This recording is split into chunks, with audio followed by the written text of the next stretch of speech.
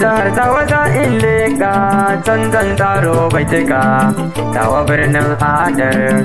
gari na tudu ta gasa gasa zanyo tambura masoya za in wake Aisha Adamu soyayya Allah ya hada ku rike alƙawari ku yi soyayya kar ku rabe da juna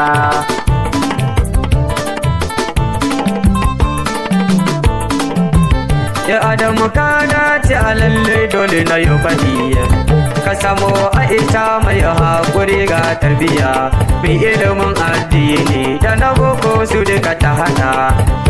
inda ya katina ba don waka shi da gini shigar wanzu ma ba lallai ya zarce maki soyayyar wanzu ma in ka sha bawa Aisha indo Aisha gaisuwa ta na mika miki Adamu ya yaba da halin ki so zai yi miki domin ki da daban kike ki rike shi amana ku yi soyayya don Allah da juna kun zarce magautan ku sai dai si ta bakin ciki don ku zama kainuwa a saman ruwa Allah ya dasa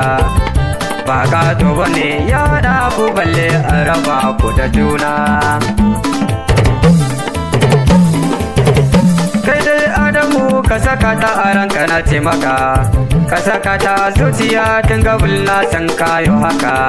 to ka kara hakan na ce sanda da uwa nuna mata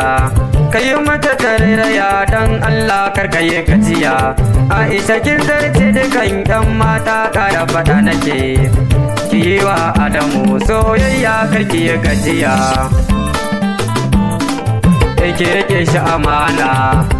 domin Allah soyayya kuka kulla a gidan shi ba kya wahala zai baki dukan kulawa Aisha karki razana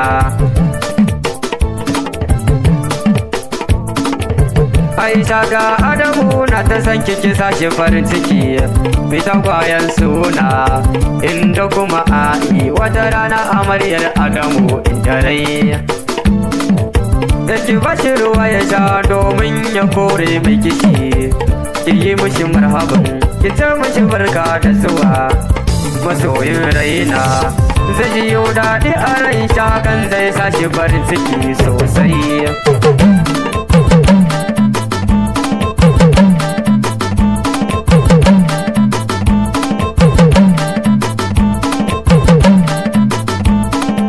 Ibrahim waiwaya in tuna da abokan Adamu baban gida na yaba Isha'u na gode ta wai gaishe ka Usman sannin ka akwai Ibrahim da Muhammadu na gaishe ku da kawayen Aisha inda kuma gaishe ku na gaishe ki bude kuma ka kuma manga duka na gaishe ku ni da Ibrahim dan kirge ina gaishe ku Aisha Adamu Aisha Adamu soyayya Allah ya hada ku rike alƙawari ku yi soyayya kal ku rabe da juna ku yi soyayya kal ku rabe da juna